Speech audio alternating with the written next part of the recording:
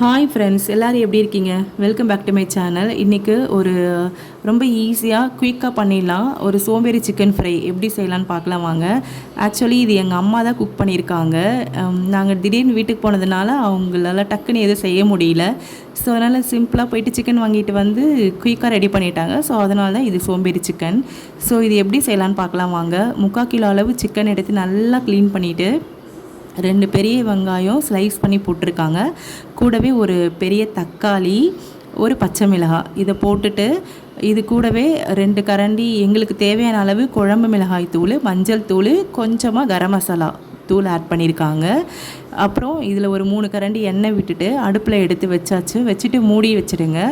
அதுக்கப்புறம் இதில் இருந்து தண்ணி கொஞ்சம் லைட்டாக பிரிஞ்சு வரும். செப்பரேட் ஆகிட்டு வரும்போது அதில் தேவையான அளவு உப்பு போட்டுக்கோங்க.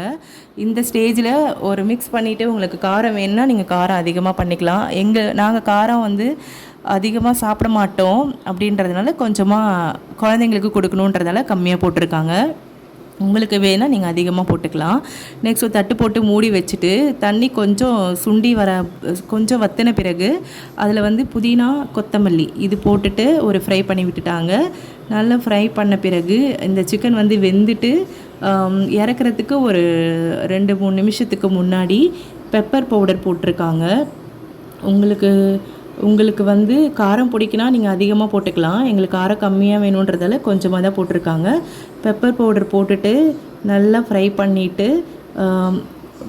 பண்ணிவிட்டு நீங்கள் இந்த கன்சிஸ்டன்சி உங்களுக்கு கொஞ்சம் கிரேவியாக வேணால் நீங்கள் தண்ணி கூட ஆட் பண்ணி கிரேவியாக சாப்பிட்டுக்கலாம். எங்களுக்கு இது சிக்கன் ஃப்ரை, ஸோ நாங்கள் ஃப்ரையாக தான் இதை எடுத்துக்கிட்டோம்.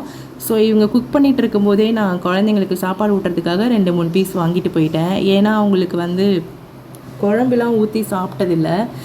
லைட்டாக ஊற்றினா கூட காரமாக இருக்குது அப்படின்னு கண்டுபிடிச்சிருவாங்க. ஸோ இதில் சிக்கன் வச்சு ஊட்டினா அதெல்லாம் சாப்பிட்ருவாங்க. சிக்கனு, மட்டன் வச்சா மட்டன், ஃபிஷ்ஷு, குழம்புல ஃபிஷ் போட்டோன்னா அந்த ஃபிஷ் எடுத்து அவங்களுக்கு தெரியாமல் குழம்பு ஊற்றினா அவங்க சாப்பிட்ருவாங்க.